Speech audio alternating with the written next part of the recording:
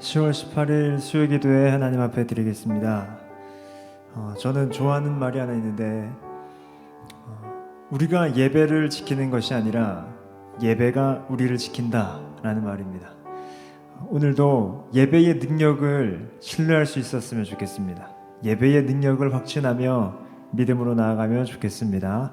우리 이 눈에 아무 증거 아니 배워도 찬양할 때 박수치면서 함께 찬양하겠습니다.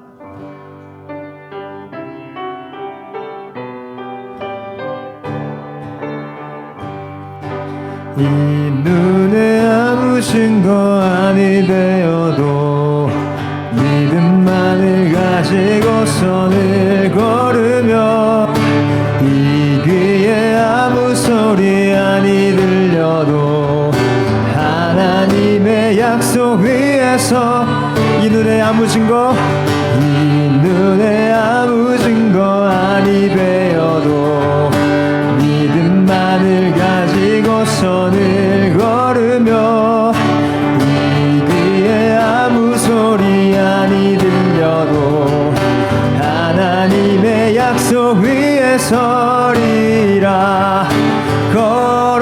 걸어가세 믿음 위에 서서 나가세 의심 버리고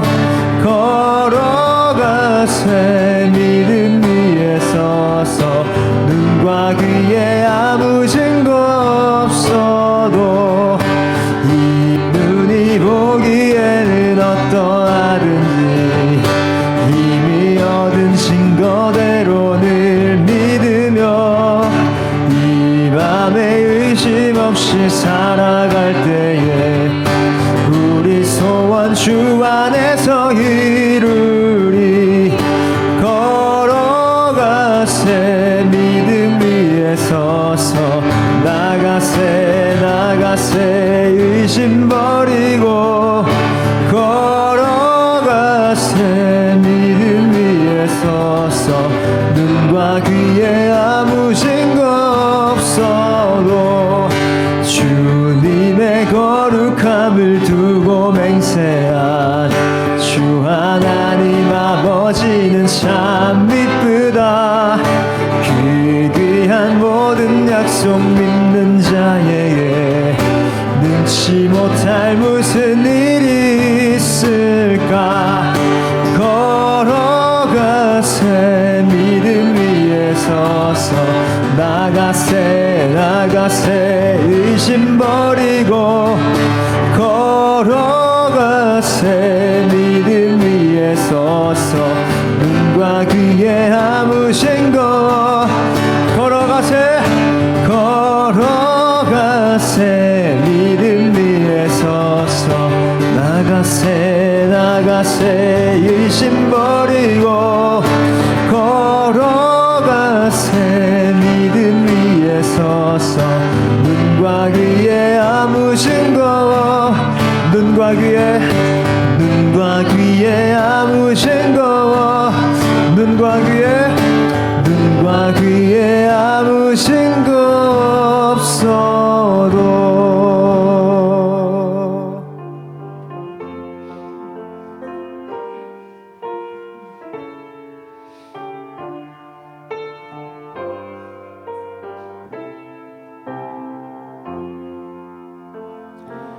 내 주 대신 주를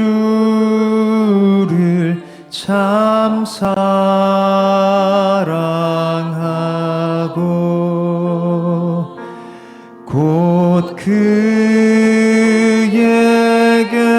죄를 다 고합니다.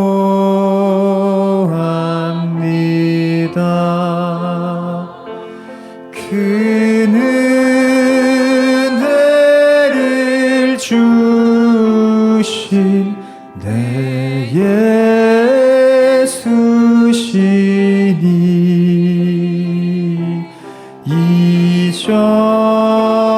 이전보다 더욱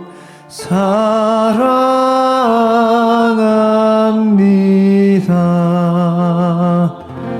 주 날 사랑합니다. 사랑하사 구하시려고 저 십자가 고난 당하셨도다. 그 가시관 쓰신 내 주 배우니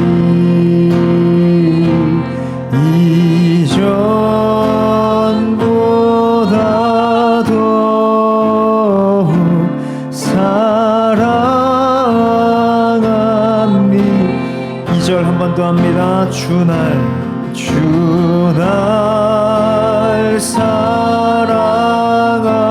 사랑하사 구하시려고 저 십자가 고난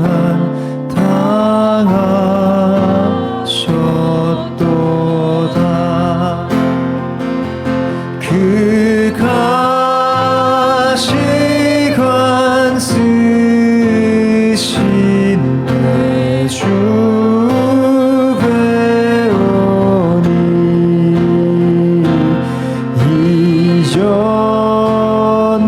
이전보다 더욱 사랑합니다. 내 평생에 힘쓸 그 큰 의무는 주 예수의 덕을 늘 기리라. 숨쉴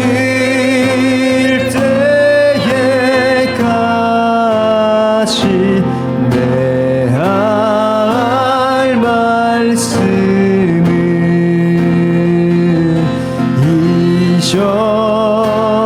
이전보다 더욱 사랑함이. 숨질 때에까지 숨쉴 때에까지 내 할 말씀은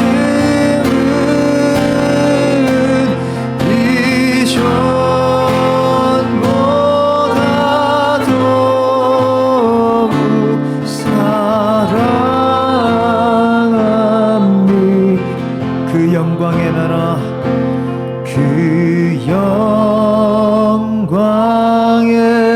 나라 나 들어가서 그 풍성한 은혜 늘 감사하리.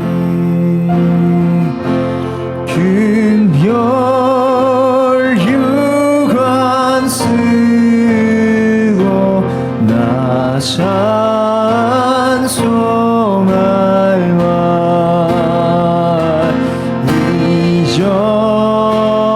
이전보다 더욱 사랑함이. 큰 은혜를 주신 큰 은혜를 주신 내 예수시니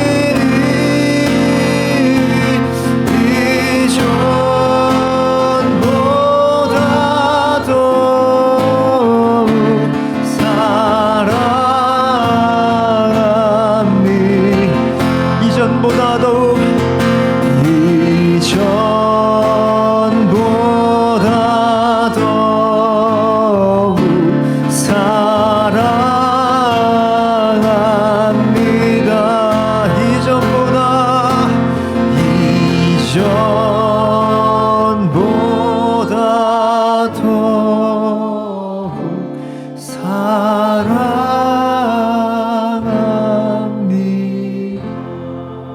우리 시간 한 가지 기도 제목은 방금 고백한 찬양의 가사처럼 주님, 이전보다 주님을 더 사랑하기 원합니다.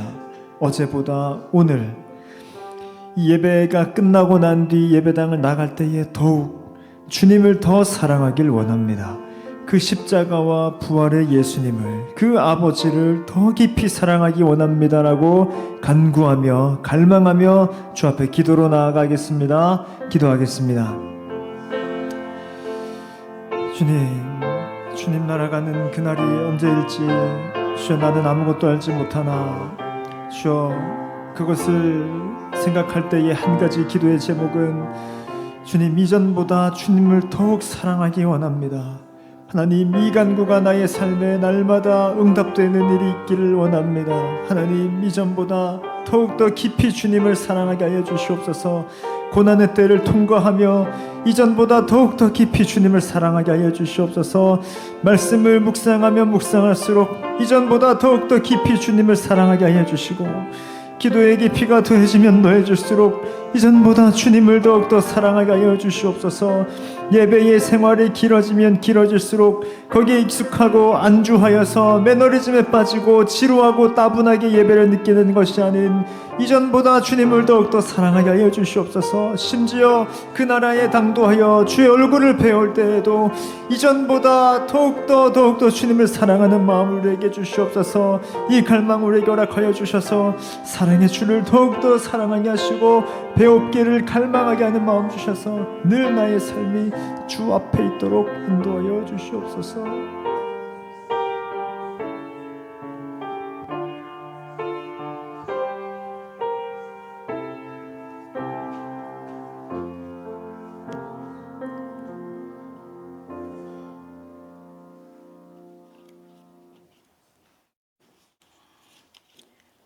하나님 아버지, 경제가 어려운 시기에 전해지는 전쟁 소식으로 인해 힘든 나날을 보내고 있습니다.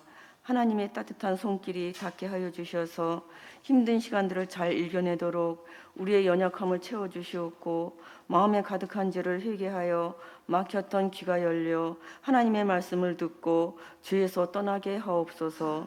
전심으로 하나님을 찾게 하시고 끝까지 아버지 앞에 쓰임받는 존재로 살게 하옵소서. 드림 형상교회가 이 터 위에 세워진 하나님의 뜻을 알게 하셔서 하나님이 원하시는 대로 반응하는 성도들이 되게 하시고, 각자에게 주어진 사명을 이루기 위해 열심을 갖고 기도하는 교회가 되게 하옵소서. 목자 목녀들이 목원들과 VIP를 사랑과 겸손함으로 섬겨 목장에서 하나님의 은혜가 넘치게 하옵소서. 하나님의 시선이 머무는 사람들에게 관심을 갖고 기도와 사랑으로 물질로 돕는 교회가 되게 하옵시고, 영혼 구원하여 제자 삼는 교회가 되게 하여 주옵소서. 다음 세대들이 원대한 꿈에 눌리지 않고 소박함으로 꿈을 갖게 하옵시고, 말씀을 주야로 묵상하여 잘 때에든지 아침에 일어날 때에든지 말씀을 상기하여 하루하루 힘찬 발걸음을 내디딜 수 있도록 도와주옵소서. 한창 자라는 시기에 생각과 고민이 많을 터인데 주눅들지 않게 하시고, 희망찬 내일을 향해 날개를 활짝 펴게 하옵시고, 주 하나님만을 의지하여 귀하게 쓰임받을 일꾼으로 세워지게 하옵소서. 연약한 지체들이 아픔을 딛고 다시 일어날 수 있도록 아버지의 강하고 표심팔로 두 발을 일으켜 세우시고 병마와 싸워 승리하도록 도와주옵소서. 다시 용기를 갖고 삶을 살도록 강한 의지와 인내를 갖게 하옵소서. 그리하여서 하나님 나라를 위해 품고 있는 소망을 다시 꽃피우게 하옵소서. 하나님 아버지, 세계 열방에서 전쟁으로 인해 소중한 생명을 많이 잃었습니다. 가족을 잃은 유가족들을 위로하여 주시옵고, 슬픔에서 고통에서 벗어날 수 있도록 도와주옵소서.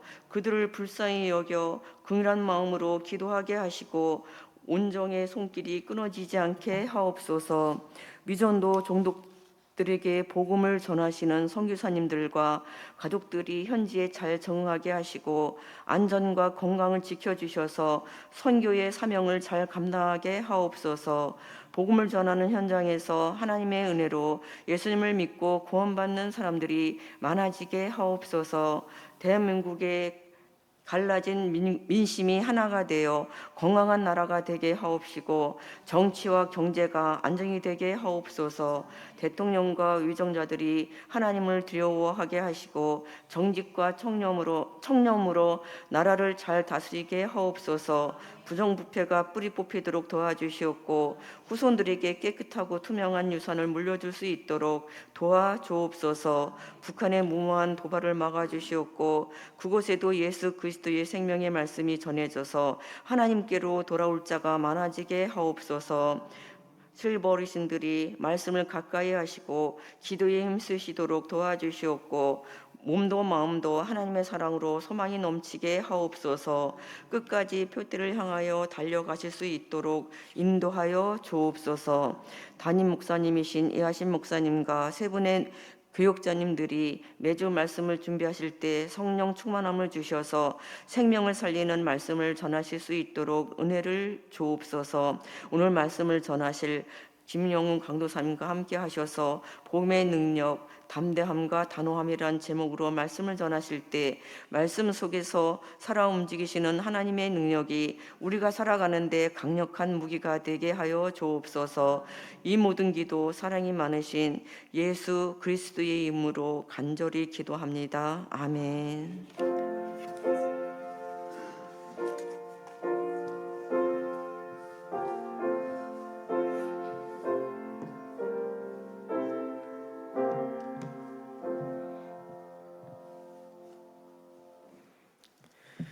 하나님의 말씀은 요한 2서 4절에서 11절까지의 말씀입니다. 요한 2서 4절에서 11절까지의 말씀입니다. 요한 2서 4절에서 11절까지의 말씀을 교독하시겠습니다. 너희의 자녀들 중에 우리가 아버지께 받은 계명대로 진리를 행하는 자를 내가 보니 심히 기쁘도다. 그녀여 내가 이제 내게 구하노니 서로 사랑하자. 이는 새 계명같이 내게 쓰는 것이 아니요 처음부터 우리가 가진 것이. 또 사랑은 이것이니 우리가 그 계명을 따라 행하는 것이요 계명은 이것이니 너희가 처음부터 들은 바와 같이 그 가운데서 행하라 하심이라.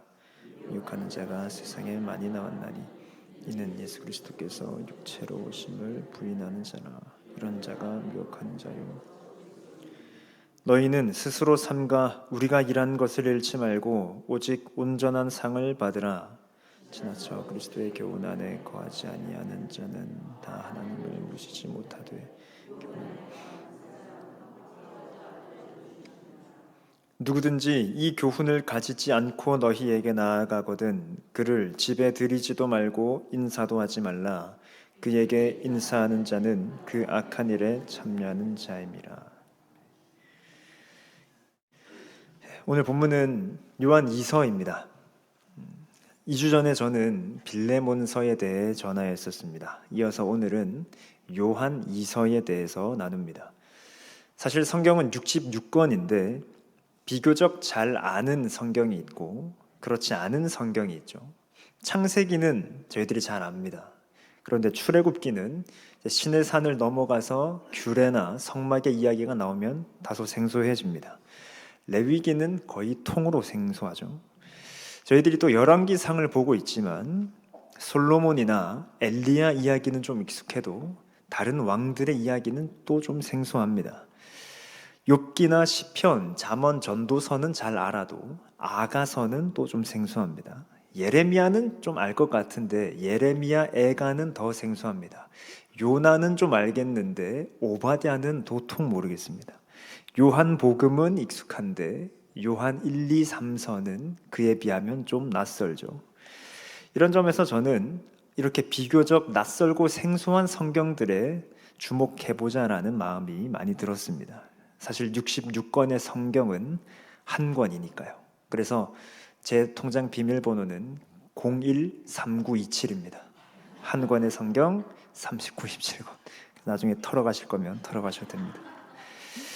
그래서 이런 성경들을 이렇게 제가 좀 살펴본다, 기회가 있을 때에 이렇게 좀 살핀다라는 점이라고 이해해 주시기를 바랍니다. 그래서 요한 2서에 대해 잘 아시는 분들도 계시겠으나 대부분에게는 좀 생소하지 않을까 하여 오늘 나누고자 하고, 이렇게 요한 2서에 대해 간략히 살펴보면서 오늘 저는 내쫓음에 대한 메시지를 전하고자 합니다.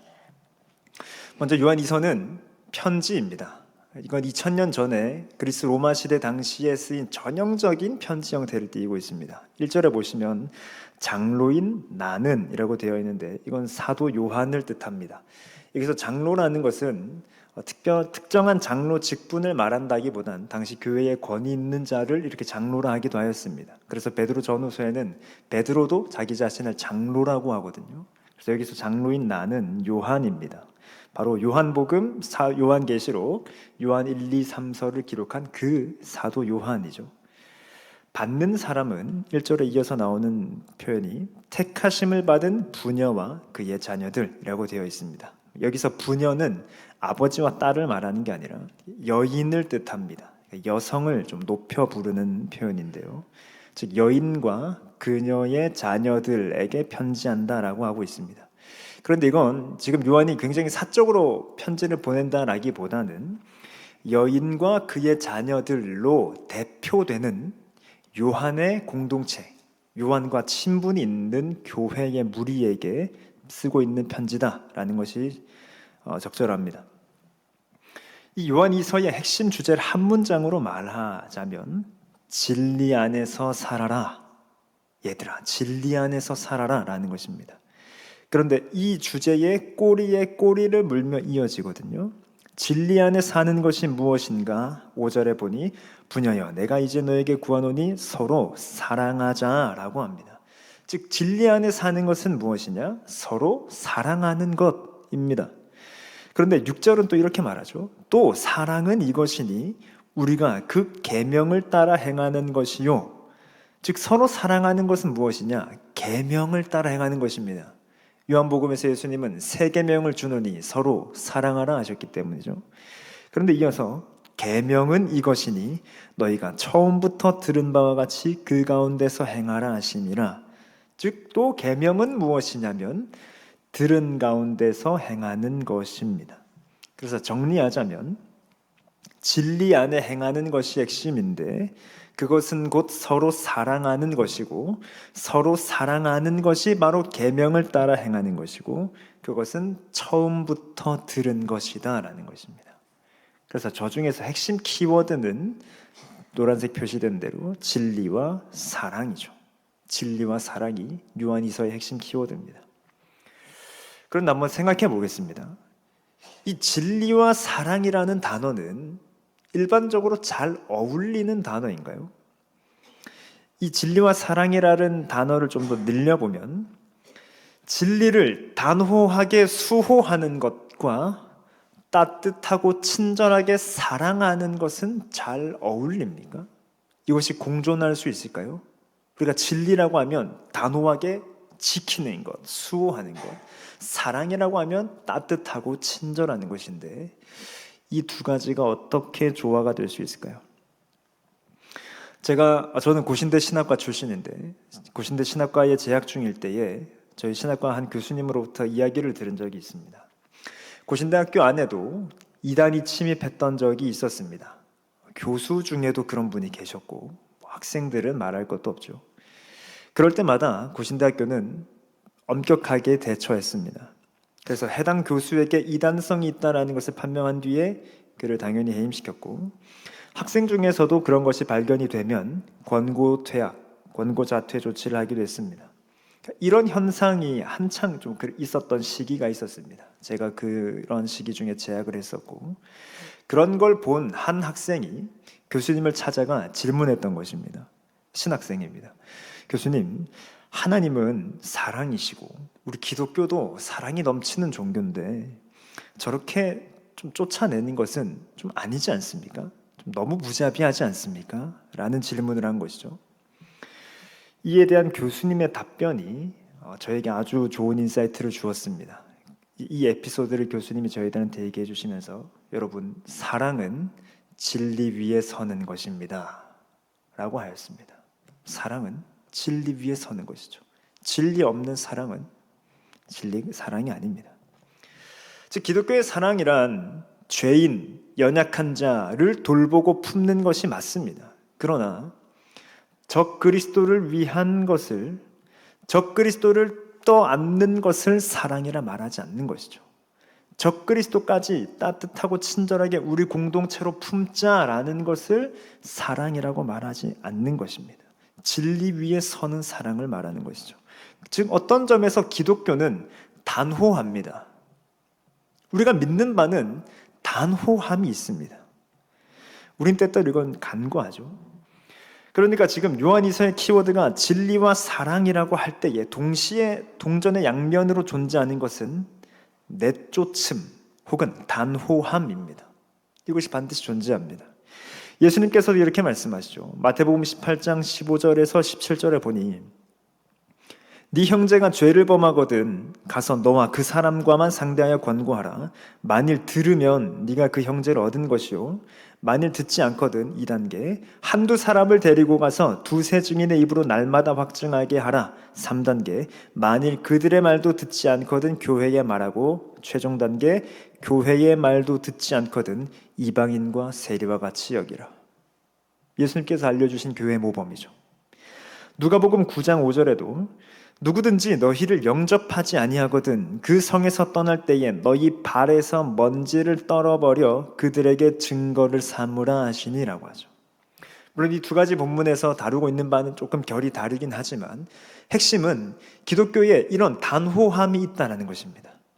이런 내쫓음이 있다는 것이죠. 그냥 말랑말랑하게 사랑으로 다 품어주는 것이 우리가 추구하는 바가 아니라는 것입니다. 요한 2서로 돌아와서 이런 말을 하는 데에는 요한 2서의 문화적인 배경이 있습니다. 저희들에겐 생소한데 당시에는 너무도 당연한 것이 바로 순회 복음 전도자입니다. 순회 복음 전도자. 순회 복음 전도자란 저희 교육자들처럼 이렇게 한 교회에서 사역하는 자들이 아니라 전도 여행을 하며 복음을 전하는 자들을 말합니다.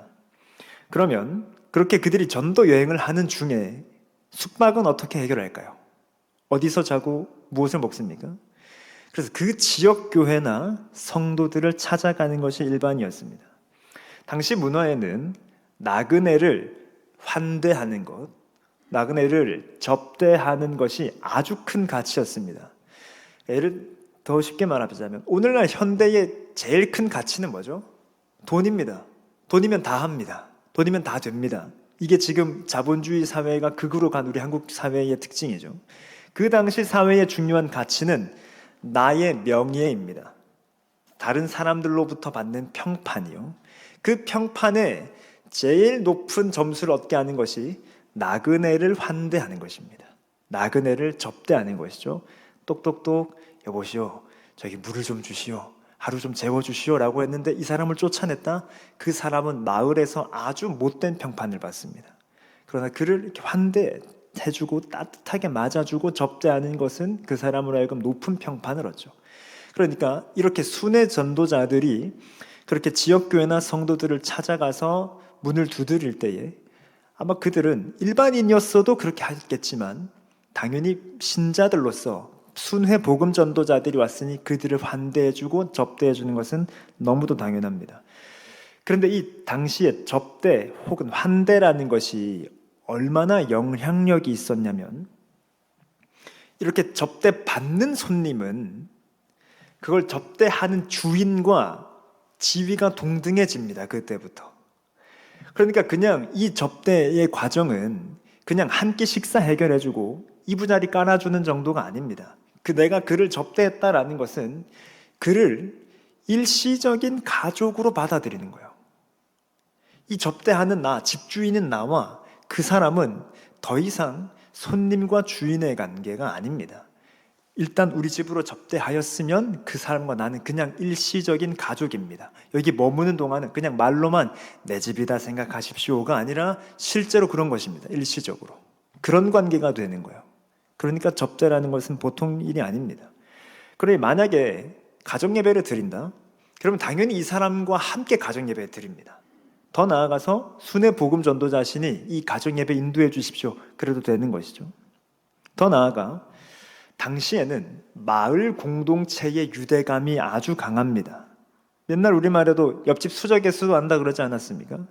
그런데 당시에는 시족 사회이기도 했지만 이런 문화가 훨씬 더 강했습니다. 왜냐하면 그들에게 사실 내가 딛고 있는 땅이라는 개념은 약간 좀 신령하고 영적인 개념이 있었기 때문에 같은 땅을 딛고 사는 우리에게 느껴지는 동질감이라는 것은 저희들이 생각하는 것 훨씬 이상입니다. 그러니까 이 한 사람을 접대했다라는 것은 우리 가족에게도 당장에 큰 영향을 미치고 우리가 함께 살고 있는 마을 전체에 큰 영향을 미칩니다.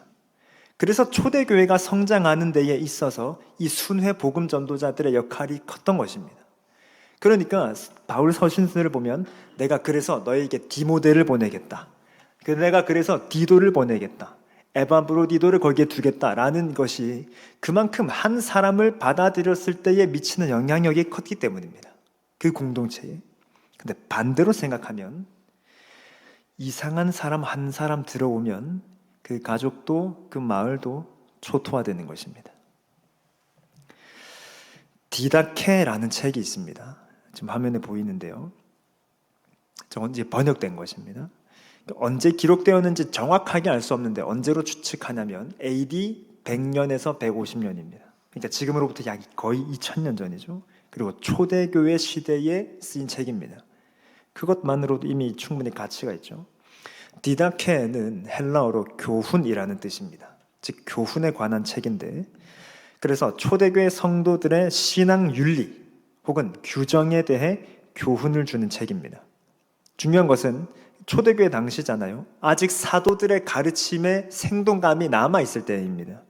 그래서 그런 사도들의 가르침에 근거하여서 교훈을 주는 것이죠. 이 책에는 우리가 따라야 할 길은 무엇이며 피해야 할 길은 무엇인지 알려주는 영적인 내용도 있습니다. 그리고 세례는 어떻게 주어야 하는지, 감사기도는 어떻게 해야 하는지, 주일은 어떻게 지켜야 하는지, 신앙생활과 교회 규범에 대한 아주 실제적인 실천 내용도 있습니다.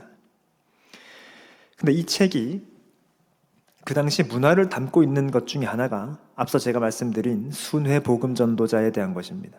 그래서 교회 규범 카테고리가 있는데 그 교회 규범 카테고리의 첫 번째 내용이 이것입니다. 디다케 11장 1절에서 2절 교회 규범의 머리말입니다. 화면을 보시면 누가 만일 앞서 말한 이 모든 것들을 가르치러 여러분에게 온다면 여러분은 그를 받아들이십시오. 그러나 만일 가르치는 사람이 길을 잃고 이 모든 것을 손상하는 다른 교훈을 가르친다면 화면 띄워주십시오. 그의 말을 듣지 마십시오. 그러나 주님의 의와 지식에 도움이 된다면 그를 주님처럼 맞아들이십시오. 이게 교회 규범의 첫 번째 카테고리입니다. 그러니까 지금 누군가가 온다라는 것이 이미 전제되어 있죠. 그런데 그렇게 올 때에 아무나 받아들여라, 다 따뜻하게 해줘라 라고 하지 않습니다. 주님의 의와 지식에 도움이 되면, 계속 띄워주십시오. 도움이 되면 그를 주님처럼 맞아들여라 라고 합니다. 그러나 그렇지 않으면 그의 말을 듣지 말라라고 가르치고 있습니다. 이게 초대교회 당시의 교회 규범입니다. 요한 2서도 이와 같이 마찬가지입니다. 9절에서 11절을 한번 보시겠습니까? 제가 읽습니다. 지나쳐 그리스도의 교훈 안에 거하지 아니하는 자는 다 하나님을 모시지 못하되 교훈 안에 거하는 그 사람은 아버지와 아들을 모시느니라. 누구든지 이 교훈을 가지지 않고 너희에게 나아가거든 그를 집에 들이지도 말고 인사도 하지 말라. 그에게 인사한 자는 그 악한 일에 참여하는 자임이라. 이러한 배경으로 지금 이게 쓰인 것입니다. 먼저 9절 앞에 보시면 지나쳐라는 표현이 있습니다. 이건 그 뒤에 나오는 지금 거하다, 거주하다라는 표현과 대조를 이룹니다. 그러니까 9절에는 지금 그리스도의 교훈 안에 거하지 않는 자와 교훈 안에 거하는 자를 대조시키고 있습니다. 그런데 이 지나쳐라는 표현은 거하지 않는다는 것을 좀 더 적극적으로 강조하죠. 그러니까 거하지 않는 걸 넘어서 이 테두리를 훌쩍 지나치는 것입니다. 원어의 의미를 더 살리면 앞으로 향하여 지나가다라는 뜻이에요. 앞으로의 의미가 있습니다. 그러니까 이 교훈을 내가 앞선 것입니다. 교훈보다 내가 앞섰죠. 주님보다 내가 앞선 것입니다. 그런 자들이 있었다라는 것이죠. 그런데 그렇게 지나쳐 교훈 안에 거하지 아니하는 자는 하나님을 모시지 못하되라고 하고, 교훈 안에 거하는 그 사람은 아버지와 아들을 모시느니라라고 하죠. 여기서 모신다라는 표현을 쓰는데, 이건 우리말로 번역하면서 존칭어를 쓰다 보니까 이렇게 된 것인데, 영어로는 더 쉽습니다. have, 가진다, 얻는다라는 뜻입니다. 즉 그리스도의 교훈 안에 있다는 것은 아버지와 아들과 함께 있다는 것이죠. 그러나 교훈을 앞서 지나쳐 간 자는 아버지 하나님과 아들 예수 그리스도와는 상관없는 자가 되는 것입니다. 가지지 못한 자가 되는 것이죠. 그러면 이 교훈을 가지지 않은 채 나아가는 자를 어떻게 하라고 합니까? 사랑으로 따뜻하게 품어주라고 하나요? 아닙니다. 집에도 들이지 말고 인사도 하지 말라라고 합니다. 여기서도 지금 인사하다라고 번역하니 안녕하세요라고도 하지 말라라는 뜻으로 이해될 수 있는데, 좀 더 맞는 의미는 환영하다, 반기다 이런 의미입니다. 그러니까 지금 10절과 11절에 인사에 대한 표현이 나오는데, 지금 요한 2서 내에서 이것과 같은 단어가 어디에 나왔냐면, 사실 4절에 보시면 4절 말미에 내가 보니 심히 기쁘도다, 여기서 기쁘도다에 쓰인 단어랑 10절 11절에 인사하다라는 단어가 똑같은 단어입니다. 즉 반기다, 환영하다죠. 그러니까 10절 11절에서 인사하지 말라, 이건 단순히 안녕하세요 이렇게 인사를 건네지 말라라는 의미보다는 그를 환영하거나 반기지 말라는 것입니다. 그가 찾아오면 그걸 환영해 주거나 반겨서 맞아들이지 말라, 그것이 인사입니다. 그러면 악한 일에 참여하는 것이 된다라는 것이죠. 왜요? 아까 제가 그렇게 한 사람이 들어오는 것이 얼마나 영향력이 있는지 말씀드렸지 않습니까? 그 사람이 들어오면 내가 의도하지 않았어도 악한 일에 참여하게 되는 것입니다. 그러니까 이 본문은 아이고 이제 우리 신천지한테 인사도 하면 안 되겠네 라는 것보다는 경고의 요점은 거짓 선생들, 적그리스도를 집안에 들이지 않음으로써 교회를 보호하는 것입니다. 그렇게 그들이 침투할 기회를 사전에 차단하는 것이죠. 이게 경고의 요점입니다. 그럼 더 나아가 그들은 왜 위험합니까? 그들은 미혹하는 자요 적그리스도이기 때문이죠. 7절에 보시면 미혹하는 자가 세상에 많이 나왔나니 이는 예수 그리스도께서 육체로 오심을 부인하는 자라. 이런 자가 미혹하는 자요 적그리스도니. 즉 미혹하는 자, 적그리스도가 많이 나왔습니다. 그런데 그런 자들은 어떤 자냐? 예수 그리스도께서 육체로 오심을 부인하는 자다라고 합니다. 이런 적그리스도의 이해를 돕기 위해 한 구절 더 보면 요한일서 2장 22절인데요. 화면에 보시면 거짓말하는 자가 누구냐? 예수께서 그리스도이심을 부인하는 자가 아니냐? 아버지와 아들을 부인하는 그가 적그리스도니라고 합니다. 즉 적그리스도는 누굽니까? 아버지와 아들을 부인하는 자죠. 아까 봤듯 아버지와 아들을 모시지 않은 자입니다. 교훈을 지나쳐간 자입니다. 그게 적그리스도입니다. 지금 펴신돼서 한 장 혹은 두 장만 앞으로 넘겨서 요한 1서 4장을 보시겠습니까? 요한 1서 4장 한두 장만 넘기시면 되겠죠. 요한 1서 4장 1절에서 3절 1절에서 3절을 함께 읽어보겠습니다. 사랑하는 자들아 영을 다 믿지 말고 오직 영들이 하나님께 속하였나 분별하라. 많은 거짓 선지자가 세상에 나왔음이라. 이로써 너희가 하나님의 영을 알지니 곧 예수 그리스도께서 육체로 오신 것을 시인하는 영마다 하나님께 속한 것이요 예수를 시인하지 아니하는 영마다 하나님께 속한 것이 아니니 이것이 곧 적그리스도의 영이니라. 오리라 한 말을 너희가 들었거니와 지금 벌써 세상에 있느니라. 적그리스도가 벌써 세상에 있죠. 그들은 누굽니까? 예수 그리스도께서 육체로 오심을 부인하는 자입니다. 그러면 누가 우리에게 속한 자입니까? 하나님께 속한 자입니까? 예수를 시인하는 자라고 하고 있습니다. 즉 아버지와 아들을 시인하느냐 부인하느냐가 그리스도인과 적그리스도의 차이다라는 것입니다. 흔히 이단이다라고 하면 인간 교주 중심으로 성경을 해석한다거나 아니면 비윤리적이고 비상식적인 것을 행하는 이들을 떠올립니다. 오늘날은 그런 이단들이 많죠. 그런데 예수님께서 오신 뒤에 길게는 약 400년 동안 어떤 이단들이 성행했느냐면, 그리고 그러한 이단 논쟁의 핵심은 무엇이냐면 예수님에 대한 것입니다. 예수님은 하나님이십니까? 사람입니까? 에 대한 것이죠. 우리가 믿는 진리는 무엇이냐면 예수님은 100% 하나님이요 100% 사람입니다. 즉 완전한 하나님이요 완전한 사람이십니다. 그것이 우리가 믿는 진리입니다. 그런데 어떤 이들은 예수님은 하나님 50, 사람 50이다 라고 본 이들이 있었습니다. 어떤 이들은 하나님과 인간이 적절하게 잘 혼합, 배합된 또 다른 어떤 제3의 본질이다라고 한 자도 있었습니다. 어떤 이들은 예수님은 완전한 하나님이신데 이 땅에 오셨을 때 우리 눈에 볼 때 사람으로 보이신 것이다 라고 하는 자들도 있었습니다. 세 개 다 그럴듯하죠. 다 이단입니다. 다 이단으로 정죄되었습니다. 그러니까 오늘날 우리가 볼 땐 그런 걸로 그렇게 싸워야 되나? 예수님 그냥 믿으면 되지 않나? 아니면 다 그럴듯한 것 같은데? 라고 여겨지죠. 다 이단입니다. 초대교회 당시에 이런 기독론적인, 즉 예수 그리스도에 대한 이단이 많았습니다. 근데 시간이 더 지나 비교적 최근 20세기, 그러니까 2000년을 좀 전후로 하여서는 종말론적인 이단이 많았죠. 예수님이 언제 오시느냐? 이때 온다. 그래서 집 팔고 땅 팔고 그러지 않았습니까? 근데 오늘날 제가 조금 더 넓은 의미에서 이단이라는 표현을 쓰자면 이제 오늘날은 교회론적인 이단이 많이 생겨날 것입니다. 즉 초기에는 예수님이 육체로 오셨다라는 것에 대한 이단이 많았고 예수님께서 재림하실 것에 대한 이단이 많았다면 이젠 예수님의 몸에 대한 이단이 많아질 것입니다.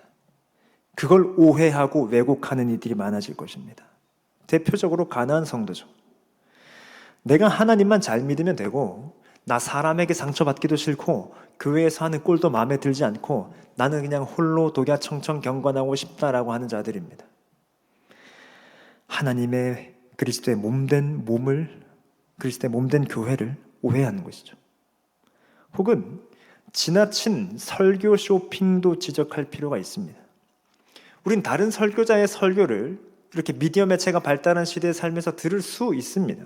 하지만 문제는 정작 자신이 속한 교회의 공동체에 마음을 두지 못하면서 자신이 속한 교회의 설교자를 신뢰하지 못한 채 온라인으로 여기저기 기웃거리면서 좀 콩고물 얻어먹겠다라고 하는 것은 잘못된 것입니다.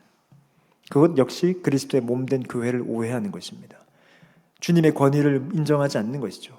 주님께서 강단에 세우신 자에 대한 권위와 그 자를 중심으로 세우신 교회 공동체를 인정하지 않는 것입니다. 그 역시도 이단입니다. 혹은 제가 지금 많은 예를 들면서 다 설명할 수 없습니다. 예컨대 신사도 운동이라든지 이머징 처치나 에큐메니칼 운동 등 제가 다 설명할 수 없습니다만 그들이 말하는 바는 핵심만 짚어보면 이런 것입니다. 우린 지금까지 경험해보지 못한 새로운 패러다임의 교회를 만들 것입니다. 우린 새로운 패러다임의 교회를 추구합니다. 시대와 잘 맞는 교회를 지향합니다. 우리는 다양성을 인정합니다. 라는 것 등이죠. 좋게 들립니다. 부분적으로는 맞을 수 있습니다. 그러나 좋은 게 좋은 것이 아닙니다. 아버지와 아들이 거기에 있는지를, 그들이 교훈으로서 아버지와 아들을 모신 자들인지를 확인해야 합니다. 아무리 좋아도, 아무리 건강해도, 아무리 세련돼도 아버지와 아들의 교훈이 없으면 거긴 교회가 아닙니다. 이런 것들 말고도 우리는 경계해야죠. 우리 교회도, 우리 신앙도 그렇습니다. 우리의 모임 안에 이 드림양상교회의 모임 안에 아버지와 아들을 모신 것이 없으면 그건 교회가 아닙니다. 교회는 그리스도의 몸이죠. 선명하게 그리스도의 몸을 따라 그리스도의 머리 되신 그리스도를 볼 수 있어야 합니다. 그리고 그 머리 되신 그리스도와 그분의 아버지이신 하나님을 성령으로, 세상으로부터 온 영이 아니라 거룩하신 영으로 볼 수 있어야 합니다. 그게 교회죠. 그러니 우리의 예배에, 설교에, 목장 모임에, 구제에, 전도에, 선교에, 봉사에 그리스도가 없으면 그건 교회로서 하는 일은 아닙니다. 한 단체에서 할 뿐. 그러니 목장 모임은 잘못하면 자칫 동호회로 흘러가는 것입니다. 교육부서는 자칫 키즈 카페로 흘러가는 것입니다. 우리는 할 수 있다면 그 안에서 하나님과 예수님에 대한 이야기를 자꾸 해야 합니다. 마지막으로, 그럼 우리는 이렇게 그리스도의 교훈이 아닌 것에 대해 어떻게 해야 합니까? 내쫓아야 합니다. 인사하지도 말고 드리지 않는다라는 것은 소극적인 차원인데 성경은 더 적극적인 것을 말합니다. 내쫓는 것이죠. 갈라디아서 4장 30절에서 31절은 이렇게 말합니다. 제가 읽습니다. 그러나 그때에 육체를 따라 난 자가 성령을 따라 난 자를 박해한 것 같이 이제도 그러하도다. 그러나 성경이 무엇을 말하느냐? 여종과 그 아들을 내쫓으라. 여종의 아들이 자유 있는 여자의 아들과 더불어 유업을 얻지 못하리라 하였느니라. 그런즉 형제들아, 우리는 여종의 자녀가 아니요 자유 있는 여자의 자녀니라. 갈라디아서 4장은 창세기 이야기를 하는데 아브라함의 여인들인 하갈과 사라에 대한 이야기를 합니다. 하갈과 이스마엘, 사라와 이삭에 대한 얘기를 하죠. 지금 제가 거기 쓰진 않았는데 앞에 29절은 육체를 따라 난 자, 즉 하갈이 성령을 따라 난 자를 박해하죠. 이스마엘을 낳자 아이가 없는 사라를 박해하잖아요. 그러자 성경이 뭐라고 하냐면 그 여종과 그 자녀를 내쫓으라라고 말합니다. 저희들이 창세기 본문을 읽었을 때 얘는 좀 너무 냉정한 거 아닌가? 라는 생각이 드는데 갈라디아서는 그것을 지지합니다. 내쫓아라라고 말합니다. 그러니까 우리는 그냥 좋게 타일러서 두루두루 다 친하게 지내는 공동체가 아니라는 것입니다. 성경은 내쫓으라라고 말합니다. 다양성을 추구해라라고 말하지 않습니다. 복음이 박해받는다면 그걸 내쫓아라라고 말하는 것이죠. 갈라디아서에서는 이걸 지금 율법주의라고 말하고 다른 복음으로 대표되는 것으로 하갈에 대한 이야기를 하거든요. 다른 복음은 따뜻하게 품고 친절하게 받아줄 것이 아니라 내쫓으라라는 것입니다. 이런 모습을 누린 예수님을 통해서도 보죠. 요한복음 2장 14절에서 15절입니다. 한 목소리로 읽습니다. 노끈으로 채찍을 만드사 양이나 소를 다 성전에서 내쫓으시고 돈 바꾸는 사람들의 돈을 쏟으시며 상을 엎으시고 비둘기 파는 사람들에게 이르시되 이것을 여기서 가져가라. 내 아버지의 집으로 장사하는 집을 만들지 말라 하신. 예수님께서 지금 내쫓으셨습니다. 성전에서. 여러분 오늘날 누가 이런다고 하면 야 저거 너무 덕이 안 되는데 좀 은혜롭게 하지, 좀 따뜻하게 하지, 좀 너무한 거 아니냐라고 할 수 있는데 예수님은 노끈으로 채찍을 만들어서 상을 다 둘러 엎으시고 그들의 돈을 다 엎으셨습니다. 그러니까 소위 은혜롭게 안 하셨어요. 덕 있게 하지 않으셨습니다. 그런 예수님은 아버지의 집, 기도의 집이 강도의 소굴이 되는 것을 도무지 눈뜨고 볼 수가 없으셨던 것입니다. 그러니 저렇게 과격하게 내쫓으신 것이죠. 갈라디아서 말씀처럼. 우리는 때때로 그래서 다른 복음과 싸워야 합니다. 다른 교훈을 내쫓아야 합니다. 그래서 그 싸움 때문에 때때로 아플 수 있지만 이 복음을, 진리를 수호하기 위해 아버지와 아들만을 오롯이 모시기 위하여 그것을 감내해야 합니다. 그것이 교회입니다. 적용과 동시에 말씀의 결론을 맺겠습니다. 여러분 안에, 여러분들의 내면에 내쫓아야 할 것을 내쫓으십시오. 우리 안에 복음을 흐리게 하는 것을 내쫓으십시오. 복음을 복음되게 하지 못하고 하나님을 하나님 되게 하지 못하는 것을 담대하고 단호하게 내쫓으십시오. 우리 교단의 분위기도 그렇고 한국 사회 분위기에 영향을 받아 소위 은혜롭게 그리고 덕스럽게 하는 것을 매우 중요하게 여깁니다. 저는 그게 정말 좋다고 생각합니다. 절대 무시해서는 안 되죠. 하지만 잘 분별하여서 따뜻하고 친절하게 환대해야 할 것은 환대하되 내쫓아야 할 것은 내쫓아야 합니다. 사실 우리 교단이 그렇지 않습니까? 절대 받아들일 수 없는 그 신사참배, 우리 마음에서 내쫓은 것이죠. 그래서 사실 그것 때문에 유일하게 고신이라는 교단은 교단에서 쫓겨남을 당해서 교단이 분리된 교단이죠. 그걸 감내해서라도 내쫓아야 하는 것입니다. 그런 걸 때때로 우린 감수할 수 있어야 합니다. 나의 내면에서 그리고 우리 공동체 내에서 복음이 핍박받는 것을 그냥 두고 보아서는 안 됩니다. 아버지와 아들의 희름이, 아버지와 아들의 영광이 희미해지는 것을 그냥 두고 보아서는 안 됩니다. 그런 악한 일에 참여해서는 안 되죠. 그러면 주님은 이렇게 어렵고 난감한 일을 우리에게 그냥 툭 맡기신 분이십니까? 아까 요한복음에서 봤듯 우리라는 성전 안에 예수님이 계십니다. 예수님께서 우리 안에 더러운 것들을 내쫓으실 것입니다. 그러니 그리스도를 의지하십시오.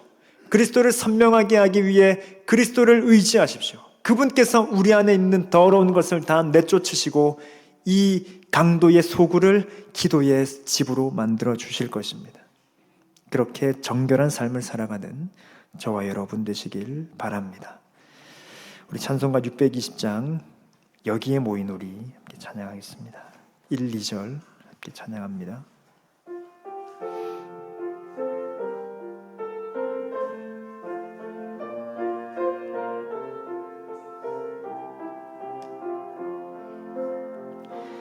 여기에 모인 우리 주의 은총 받은 자여라. 주께서 이 자리에 함께 계심을 아노라. 언제나 주님만을 찬양하며 따라가리니 시험을 당할 때도 함께 계심을 믿노라. 이 믿음 더욱 굳세라. 주가 지켜주신다. 어두운 밤에도 주의 밝은 빛 인도하여 주신다. 주님이 뜻하신 일 헤아리기 어렵더라도 언제나 주 뜻 안에 내가 있음을 아노라. 사랑과 말씀들이 나를 더욱 새롭게 하니 때로는 넘어져도 최후 승리를 믿노라. 이 믿음 더욱 굳세라. 주가 지켜주신다. 어두운 밤에도 주의 밝은 빛 인도하여 주. 이 믿음 더욱 굳세라. 이 믿음 더욱 굳세라. 주가 지켜주신다. 어두운 밤에도 주의 밝은 빛 인도하여 주신다. 말씀을 붙들고 함께 같이 기도하시겠습니다. 첫째, 그리스도의 교훈 안에 거하여 아버지와 아들을 모시며 사는 삶 설계해 주십시오. 기도하시고, 두 번째는 사실 적그리스도는 어쩌면 우리 안에 있는지도 모릅니다. 우린 압니다. 예수님이 육체로 오셨다라는 걸 부인하는 그 자를 적그리스도인 것은 분명하게 분별할 줄 압니다. 누가 그걸 속겠습니까? 우리가 미혹되는 것은 내 안에 은밀하게 자리 잡고 있는 아버지와 아들을 나도 모르게 부인하는 그것. 하나님, 그것을 잘 분별하여 내쫓게 하여 주십시오. 그리고 세 번째, 그때에 담대하고 단호한 믿음과 용기를 주옵소서. 여러분, 그 담대와 단호는 우리에게 없습니다. 성전을 강도의 소굴이 아니라 기도의 집으로 만드신 그리스도께 있죠. 우리 시간 그 그리스도를 의지하시면서 하나님, 내 안에 있는 혹은 우리 공동체 안에 있는 적그리스도 아버지와 아들의 이름을 무시하고 그분의 영광을 흐리게 하는 것들을 다 내쫓을 수 있는 분별과 담대함과 단호함을 우리에게 허락하여 주옵소서라고 우리 시간 말씀 기억하시면서 한번 같이 기도하겠습니다. 기도합니다. 아버지 하나님, 우리에게 그리스도의 복음을 주심에 감사합니다. 하나님, 우리에게 진리의 교훈을 주셔서 감사합니다. 우리에게 서로 사랑의 교훈을 주시고 우리가 처음부터 듣고 받은 바 주의 계명과 교훈을 우리에게 주셔서 감사합니다. 그로 인해 나는 아버지께 속한 자가 되었고 하나님 나라의 가족이 되었습니다. 예수 그리스도의 아버지를 나의 아버지라 부를 수 있게 되었고 우리의 맏형제 되신 그리스도와 함께 교제할 수 있게 되었고 내 안에 계신 양자의 영 그리스도의 영으로 말미암아 아빠 아버지라고 부르짖는 것을 조금도 주저하지 않게 되었습니다. 하나님, 그럼에도 불구하고 하나님, 이런 이 시대에 많은 미혹하는 자가 나왔고 적그리스도가 나왔습니다. 아버지와 아들을 흐리게 만들고 영광의 복음을 흐릿하게 만드는 것이 많이 나왔습니다. 하나님, 어쩌면 그것이 이미 내 안에 자리 잡고 있는지, 어쩌면 우리 공동체 안에 자리 잡고 있는지도 모릅니다. 아버지, 성령께서 우리로 하여금 분별하게 하여 주셔서 내 안에 복음을 따르지 못하게 하는 것을 과감히 쫓아내게 하여 주십시오. 내 안에 하나님과 예수 그리스도를 희미하게 바라보게 만드는 것을 내쫓게 하여 주시옵소서. 복음이 핍박받는 것을 그냥 두고 보지 않게 하여 주시고 내가 하나님도 섬기고 우상도 섬기고 있는 것인노라면 하나님 과감하게 내쫓게 하여 주시옵소서. 하나님, 사실은 나에게는 그런 힘이 없사오니 성전을 강도의 소굴로 만드는 자들을 내쫓으시고 다시 그곳을 기도의 집으로 만드신 예수 그리스도를 의지합니다. 주님, 그리스도의 능력을 의지합니다. 내 안에 강도의 소굴로 만드는 것이 있다면 하나님 다 내쫓으셔서 내가 기도의 집이 되게 하시고 거룩한 하나님의 집이 될 수 있도록 인도하여 주시옵소서.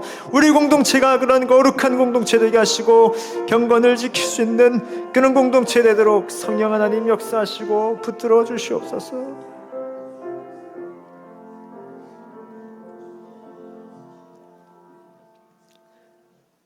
아버지 하나님, 지혜와 계시의 영으로 말미암아 우리에게 교훈을 깨닫게 해주셔서 감사합니다. 주님, 우리는 아무것도 알지 못하였고 허망한 길로 다니던 자였으나 그리스도의 교훈, 복음과 진리를 우리에게 주셔서 아버지의 가족이 되게 하시니 감사합니다. 하나님, 이 집에 다른 복음이 들어오지 않게 하여 주십시오. 나를 거룩한 성전으로 명하신 주님, 이 성전에 다른 것이 들어오지 못하도록 주여 우리에게 분별의 영을 주시고 분별하였다면 담대하고 단호하게 내쫓을 수 있는 믿음과 용기를 주시옵소서. 사실 그 용기와 힘이 우리에게 없사오니 강도의 소굴을 기도의 집으로 만드신 그리스도의 능력이 우리에게 너무 필요합니다. 내 안에 계신 예수님, 나를 지켜주십시오. 나를 보호하여 주십시오. 그래야 다른 복음을 내쫓으시고 내가 다시 거룩하고 정결한 주의 집이 될 수 있도록 인도하여 주시옵소서. 예수님의 이름으로 기도합니다. 우리 이어서 중보기도 하겠습니다. 오늘은 목장 후원 선교사와 미자립 교회를 위하여서 함께 기도하겠습니다.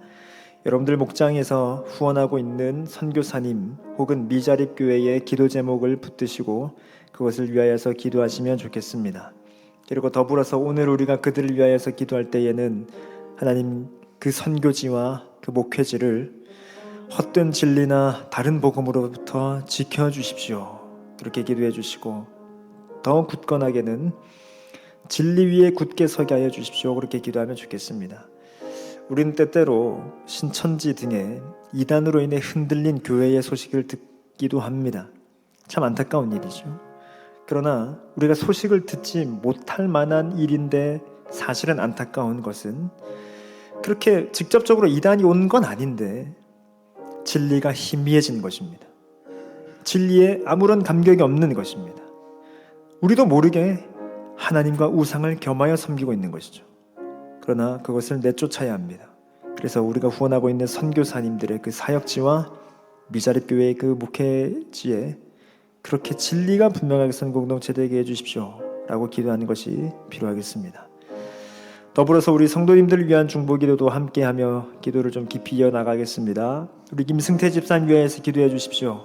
한 달 후 검진을 받기까지 계속 회복되어서 결국 좋은 결과가 있을 수 있도록 우리 집사님 위해 계속 기도해 주시기 바랍니다. 강숙자 권사님 항암 부작용으로 피부 가려움증이 생겼다고 합니다. 속히 회복될 수 있도록 기도해 주시고 우리 고관절 재활이 잘 될 수 있도록 권명신 성도님 위해 기도해 주시고 허리와 다리의 통증을 갖고 계시는 김동파 권사님을 위해서도 기도해 주시고 또 저희들이 매주 기도하는 대로 서성식 집사님이나 공황장애나 우울증을 겪고 있는 우리 교회 주변의 환우들 위해서도 기도해 주시기 바랍니다.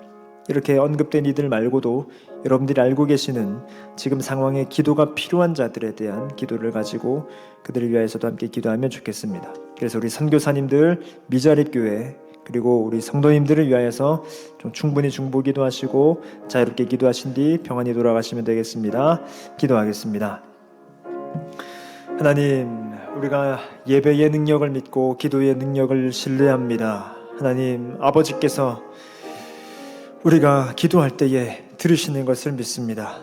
주는 계신 곳 하늘에서 들으시고 우리의 죄를 사하시고 우리의 병을 치료하여 주시기를 원합니다. 우리의 기도를 들으시고 그곳에 진리의 깃발을 꽂아주시기를 원합니다. 하나님, 오늘 우리가 계속해서 기도하는 가운데에 우리의 기도의 가운데 강하게 응답하여 주시고 저 우리가 중보 기도할 때에 아버지의 마음으로 그리스도의 마음으로 그들을 위하여서 중보하며 기도를 이어갈 수 있도록 인도하여 주옵소서.